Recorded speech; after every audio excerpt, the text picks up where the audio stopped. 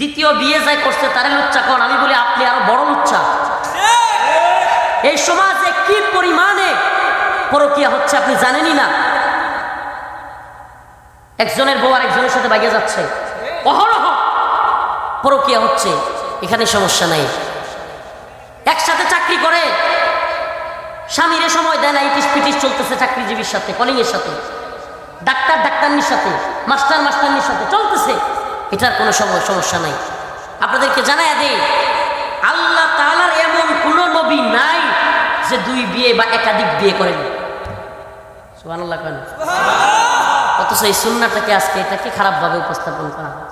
আল্লাহ যেটাকে জায়েজ করছে এটা সমাজের মধ্যে খারাপ হয়ে গেছে, আর যেটা হারাম করছে অবৈধ রিলেশন, এটা একেবারে সহজ হয়ে গেছে। এক নবী মাত্র আদম আলাইহিস সালাম দ্বিতীয় বিয়ে করতে পারে নাই। কেন? কারণ সত্যতার সন্তান হাওয়া আলাইহিস সালাম ছাড়া বাকি সব কি সন্তানরে বিয়ে করা জায়েজ। এই জন্য উনি পায় নাই, বিয়ে করতে পারে না। আরেকজনের নাম ঈসা আলাইহিস সালাম। ঈসা আলাইহিস সালাম উনি তো বিয়ে টি করেন নাই, আল্লাহ তাআলা উঠায় নিছেন। এছাড়া আপনি একজন নবী দেখান যে দ্বিতীয় বিয়ে করেন। সুবহানাল্লাহ সুবহানাল্লাহ।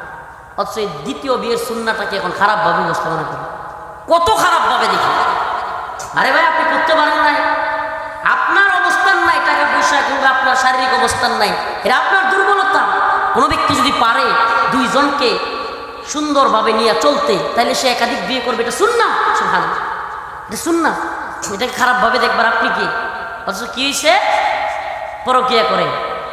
কত পরকীয়া, সংসার ভেঙে যাচ্ছে, কত সংসারের মধ্যে আগুন লেগে যাচ্ছে। যুবকদেরকে বিয়ে করায় না। এই যুবকদের বিয়ে হয় না কেন? শরিয়া নাই। কেন? এই যুবক, কেন তোমার বিয়ে হচ্ছে না? আপনার ছেলে কোনোভাবেই বেকার থাকতো না যদি শরিয়া থাকতো। আল্লাহ পাক আমাদের সবাইকে শরিয়ার অধীনস্থ করে দিন, বলেন আমিন। আজকে নব্য জাহিলিয়ত বোঝার চেষ্টা করেন। নব্য জাহিলিয়ত আমরা বুঝি না। ইসলামী শরিয়াত থাকলে জাহিলিয়ত থাকতো না। আমরা শুনি দাহিয়াতুল কলবি তার ছোট্ট কন্যা সন্তানকে পুঁতে রাখছে, খুব জঘন্য লাগে আমাদের কাছে। আরে দাহিয়াতুল কলবি তার কন্যা সন্তানকে মেরে ফেলছে।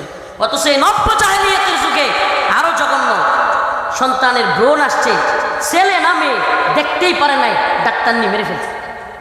নাউজুবিল্লাহ কর। এ ডাক্তার ডাক্তারনিরা, তোমরা কিয়ামতে তোমার হাসরের ময়দানে আল্লাহ আমলনামা দিবে, দেখবা তোমার আমলনামায় খালি খুন আর খুন। তুমি বলবো, হ্যাঁ আমি তো খুন করি নাই, আল্লাহ এত খুন কে? ওই যে তুমি ছোট্ট বাচ্চাটাকে ভ্রূণে আসছে, ছেলে নামে দেখার সুযোগই হয় নাই, তুমি তাকে হত্যা করেছ। এটা কি হত্যা নয়? কথা কয় না, এটা কি হত্যা নয়? বাবা মাও হত্যাকারী হিসাবে আল্লাহর কাছে ধরা খাই যাবে। হত্যাকারী আপনি, ছোট্ট সন্তানকে মেরে ফেলছেন, ভ্রূণ চলে আসার পরে আপনি হত্যাকারী। এটা হলো নব্য জাহিলিয়ত। শরিয়া থাকলে এই জাহিলিয়ত আসতো না। প্রিয় হাজিরিন, সমস্ত জাহিলিয়ত মুক্ত হয়ে কোরআন সুন্নাহর রাষ্ট্র ব্যবস্থা থাকলে আপনার সন্তানকে নিয়ে আপনার সুদ ঘুষ খাইয়া টাকা পয়সা অর্জন করার দরকার হতো না। আয় ডাবা খুবাইয়া আর যেমন মন চায় নামাজ না পইরা কাজ কইরা আপনার কামাই করার দরকার হতো না। ওয়াল্লাহি কসম আল্লাহ, ইসলামী শরিয়া থাকলে আপনার সন্তান কিভাবে আগামী দিনে চলবে, কিভাবে তার অর্থনৈতিক ফায়দা হবে, এটা রাষ্ট্র বুঝতো। রাষ্ট্র কে বুঝতো?